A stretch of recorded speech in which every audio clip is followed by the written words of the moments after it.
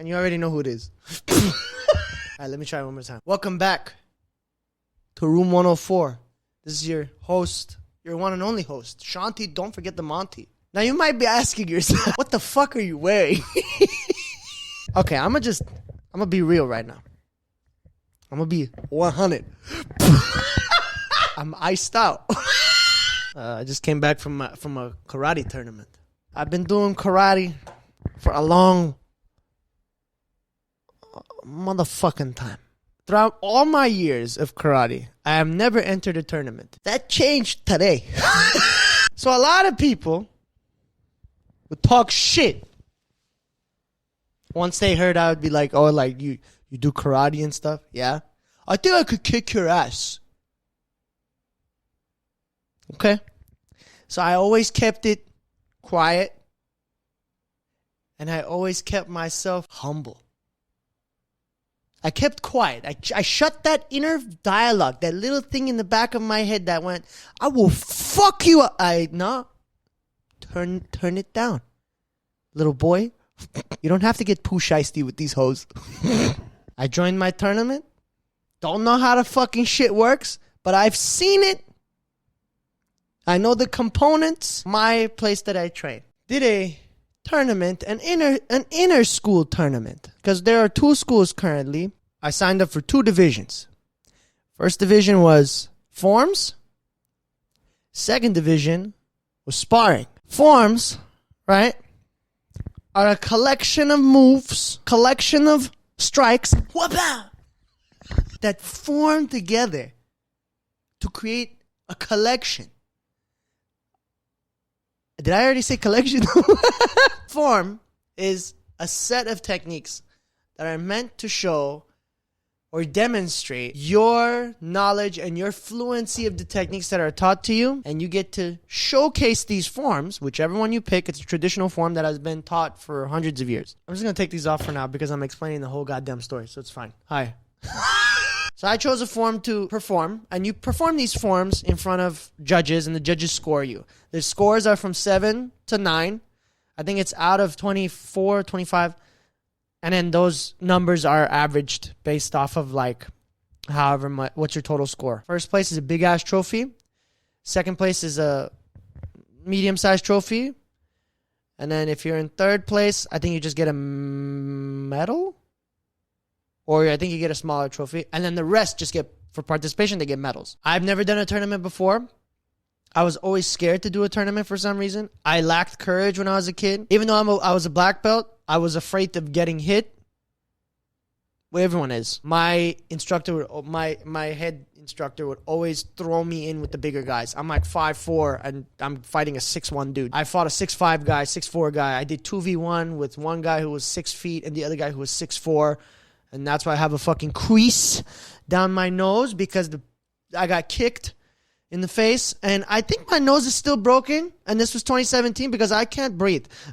A lot of people that I went to school with, high school and college. And you might be saying to yourself, Shant, which college? The fucking undergrad college, okay? The undergrad, CSUN, all right? I used to be friends with a lot of imbeciles, and a lot of cocky, arrogant dudes would just walk around in the library. So once they found out that I used to train and I had a black belt, and I'll be honest, guys, I looked like an immigrant, okay? I didn't look menacing at all. I looked horrible. I had a ponytail, thick-ass, bushy-ass eyebrows that I would always fuck up because I wouldn't even... Because I used to shape my eyebrows, and when I used to shape my eyebrows, I wouldn't get it like a shaping tool. I'd get a fat-ass razor, and I'd just shave my unibrow, cut like half the eyebrow. So half my eyebrow's gone. No confidence, but I was around people that said you couldn't do it. In high school and middle school, it was worse. Because like, oh, everyone was doing karate in high school. Oh, everyone did this. Oh, everyone did this. Oh, you're black belt?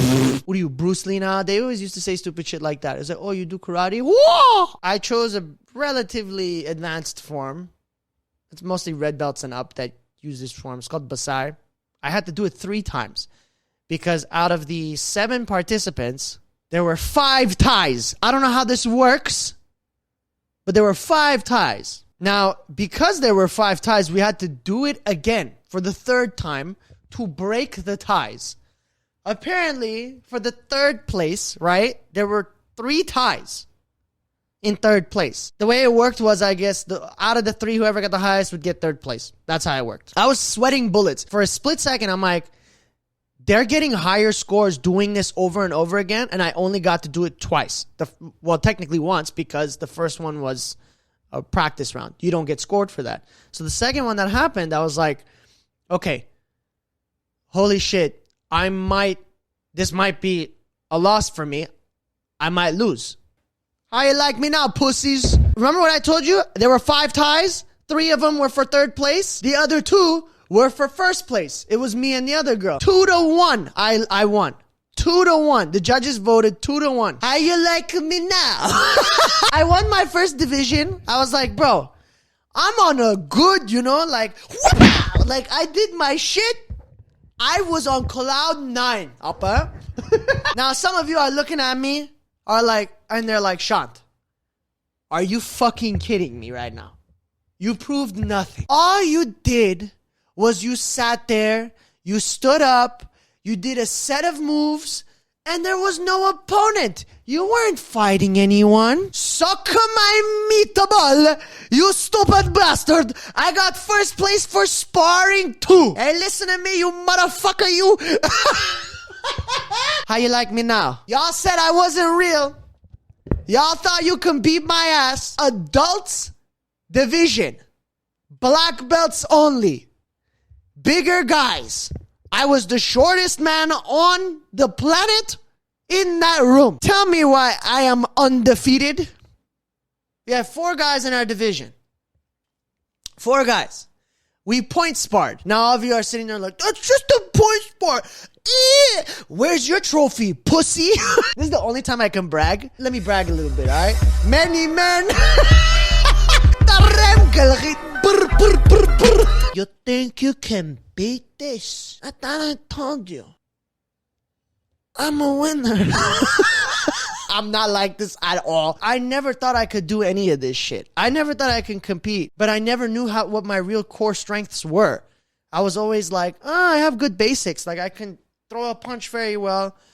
I can do a back stance very well. But I wasn't sure about like my sparring. I was very not confident with my sparring. Today we changed it. The way it worked was if you won the first match, you would have to fight the winner of the next match. Once you fight the winner of the next match, you're fighting for the 1st place. The other 2, right, have to fight for loser's bracket, basically. Now it's me and this guy, okay? This cocky little shit. When I was training for my 2nd degree black belt, he was still a red belt. I left when I got my 2nd degree black belt. 2 years go by. This guy is at my rank and he's higher than me now. So he's a 2.16. I'm just 2.2. And he thinks he can beat my ass. Every time he sees me, he's like, I'm going to whoop your ass. I'm going to kick your ass. I'm going to kick your ass. I'm going to kick your ass. I'm like, okay, we'll see. It's me and him. And I look at him, I say, best of luck, dude. And we're like hyping each other up because we're excited. It's the first time. For me, this means everything.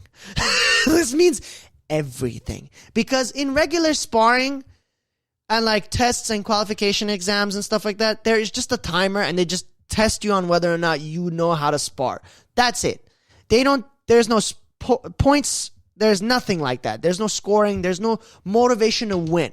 This is a motivation to win, right? It's me and him. He's trying to do like these weird spin, like this. He's putting his leg up and he's trying to fake me. I bite it a couple times, like not actually bite it, but like I bite the lure sometimes. So he'll fake me and I went, and then hits me. He couldn't get a kick to my chest. It's 10 seconds left. 10 seconds left and we're at a tie. I think he came in. He tried to do a hook punch. I block it. And I did this. He kind of like did this. He stayed for 2 seconds too long. I see his leg go up. And I just kicked him flat in his chest. Round kicked him in the chest. Refs.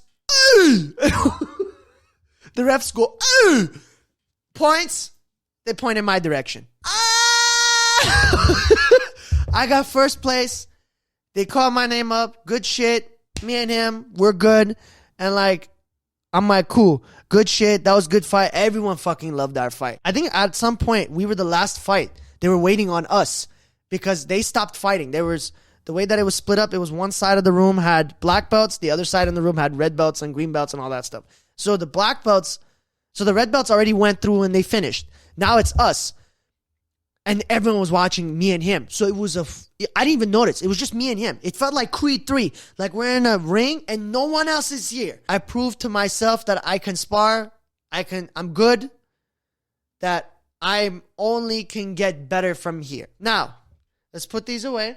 I'm on my way back. This tripped me out. This girl is in, I guess, the Tampa Bay airport. And this is an ad on the wall. It's a picture with 4 eyes. There are 4 columns going from left to right. It's gray and it starts to get lighter. There are eyes on each one. Okay. And the first darkest column, the eyes closed, then it slowly starts to open up per column. On the top of the closed eye there, it says, there are 45 million blind people in the world right now. In the open eye section, it says, let's make it 0. Are you gonna kill the blind people? What the fuck does that mean? Let's make it 0? What are you trying to say? What are you trying to say?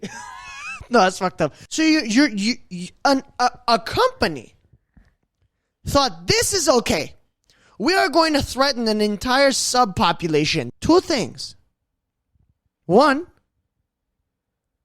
if any of the 45 million blind people are walking around in this airport,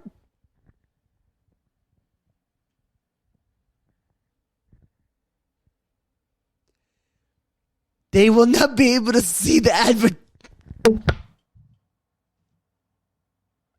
Imagine how awkward that is. You're waiting for you got your boarding pass in your hand, you're in your phone, and you just look up to look at the time, and this ad is across the wall, and then you just lean to your right, and there's a blind person sitting next to you. If you don't warn them, is that a crime? Do they not have a braille option? They really did not want to fucking tell them that an entire company is campaigning for mass genocide against visually impaired individuals. Let's say there is a braille option there. Could you imagine just them putting their hand? I'm going to hell for this. Hima, let's say someone does tell them. Will they see it coming? Thank you so much for watching. Thank you so much for listening. This has been Room 104. Shanti, don't forget the Manti. Are you kidding me, my guy?